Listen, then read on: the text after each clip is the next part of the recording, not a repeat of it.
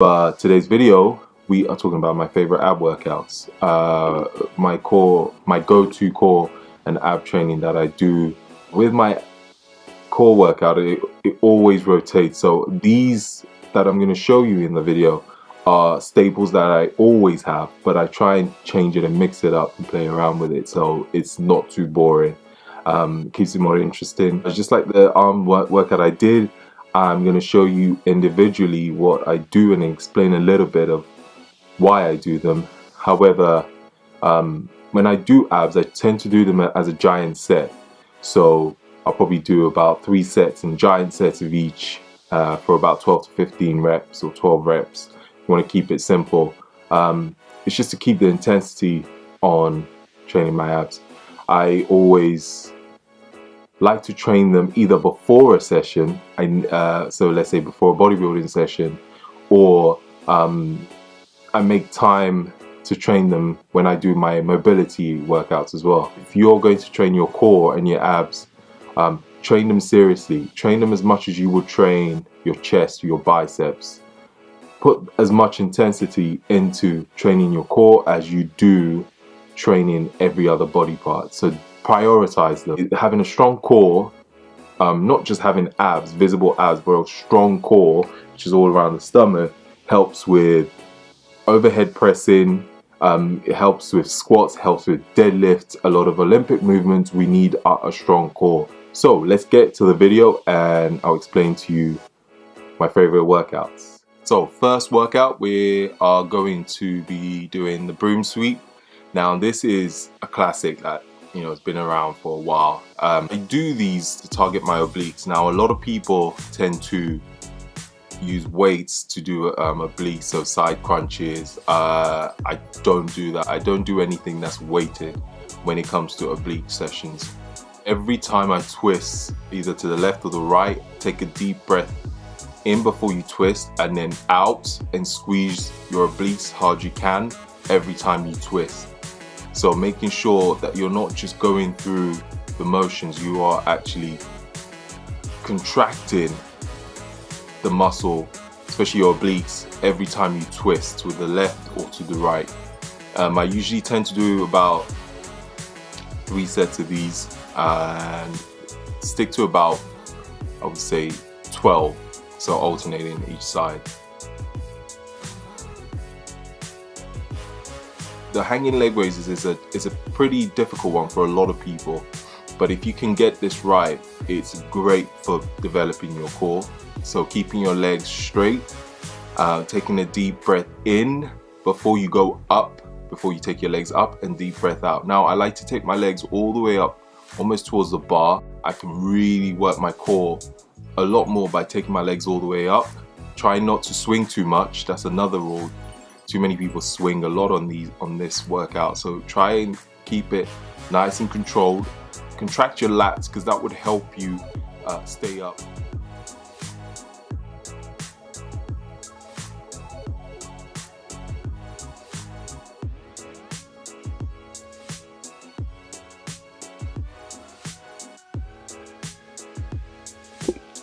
So next we have same thing again, hanging leg raises, but this time with your knees tucked, knees bent. Now this is slightly easier, a slightly easier version. Again, keeping it nice and controlled. Focus on your breathing. Out when you go up, in when you come down. Simple. Now a great alternative to these two, if you can't hang off the bar, is doing them on the mat to start. So same thing, straight leg raises and knees bent leg raises. Those can be done on the mat if you struggle with hanging off a bar. You have the barbell rollout. It is very similar to a stability ball rollout on your knees and the ab wheel rollout, but I like to use the barbell. So when you roll the bar all the way out, take a deep breath out, and when you roll the bar in, take a deep breath in. Now try and keep the eccentric phase, so when you roll out the bar, slow it down, again 2 to 3 seconds tempo.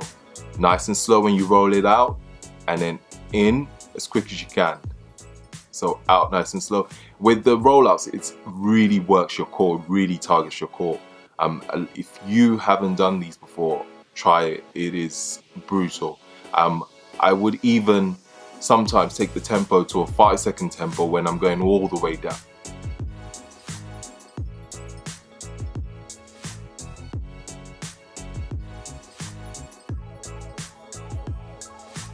Okay, so next we have the rings pike.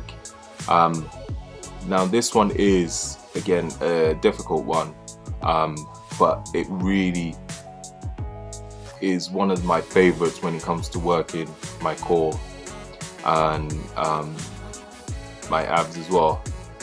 It's a tricky movement to do. I'm using the rings, but you can use a stability ball as well to do these if you find it difficult to use the rings, or you can use a TRX rope. With this, again, tempo is key. So make sure when you go up, you breathe in, keep it nice and steady. When you go out, you breathe out, and then you come all the way out. So you want to try and make sure that your whole body is aligned in a straight line when you come back down. Again, nice and controlled, keeping the tempo again to about 2 to 3. I would also, with where I place my hands, I always try and make sure that I place them shoulder width apart. But these are amazing for your core. So if you haven't done these, try them. You can start with a stability ball, and then you can, progress up to using the rings. Next, we come to the V-ups. Now this, you are going to be starting with your feet off the floor, your hands off the floor, as you can see in the video, and you will slowly try and bring those two together. So feet off the floor, hands off the floor, and come up and meet with each other. So deep breath in when you're down, and breathe out when you come up. When you breathe out when you come up, squeeze your abs. So deep breath in and out when you come up. Again, try and keep the tempo nice and controlled. No rushing it, no rushing the movement. That's one of the most important things I would say when it comes to core. Don't rush the movements.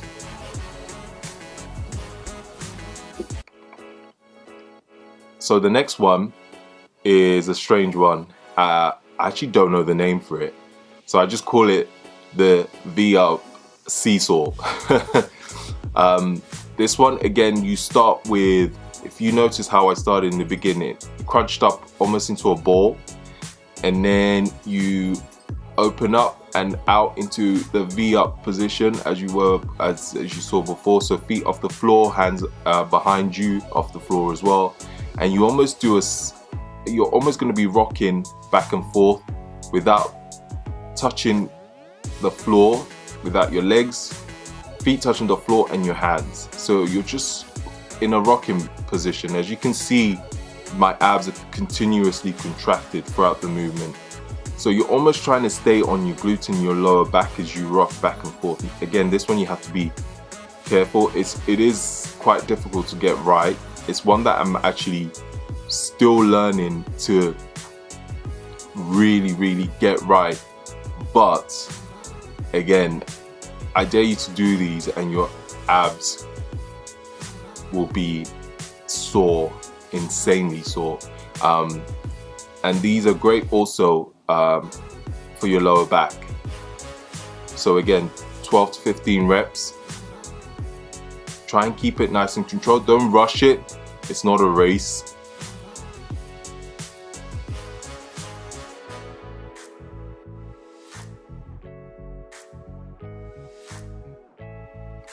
So next we have the Superman, which is a great core workout that I love doing. You always know how strong your core is getting is when you can do these easily and comfortably without shaking, or without shaking to one side or the other. Now you start with your hands shoulder width apart on the mats. I like to point my hands out slightly also on the floor, and then my feet, again, slightly wider than my hips. So you want to take up your right arm and your left leg at the same time. Now, again, if this is one that I'm still trying to get 100% right, but it's far better. It's such a great test to how strong your core is getting. Again, so try and do these. I try and keep to about 12 reps, alternate each side, or you can stick to one side and you do 6 on one side and then change to do 6 on the other side. If you want to make this harder, someone told me to do this and I thought it was ridiculous, but close your eyes and do them. It makes it a lot more difficult, but actually makes you focus a lot more on the movement. What I've also done is put an easier version. So this one will be on your knees. Same principle.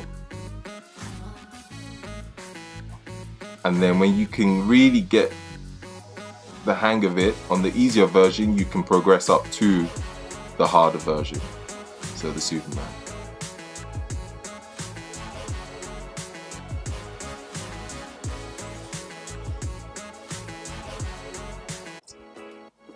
And next we have the ball slams. Now this one is another weird one that a lot of people don't think about doing, but it is another great core workout.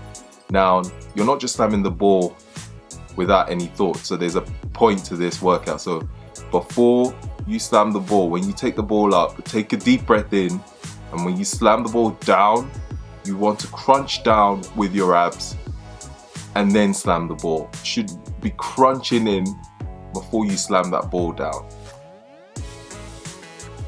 Your arms will be doing some work, but you're focusing on your core on this one.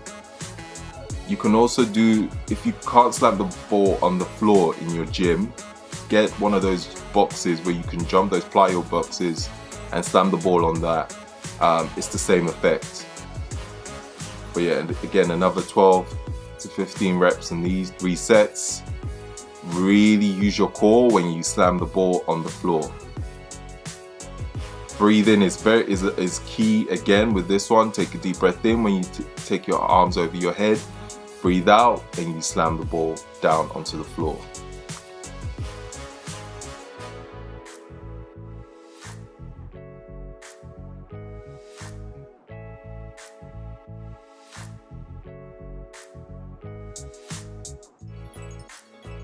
So there you have it. Before I sign off, just again reiterate the point of it's not a race when you're training your core. Intensity, yes, but time under tension is very important when you train your core and your abs. Train them just as hard as you will train every body part, so remember that. Play around with the tempo, 2 seconds, 3 seconds of the eccentric phase of all the movements. Focus on breathing when it comes to training your core. That's another one that's very important. And finally, if you're finding certain movements difficult, I suggest, start with an easier version, as I've explained on some of the workouts, and then build up to a more difficult, the more challenging part of the workout. So don't, try and force certain movements if it doesn't feel right. If you have lower back pain when you're doing certain of the workouts, some of it will be discomfort, and that's to be expected. So just remember that. It just means you need to do more core workout actually to improve on your lower back, and maybe add some lower back work, some posterior chain work. So glute ham raises are great, and glute bridges. I hope you guys found some of this info useful into how I approach my core training.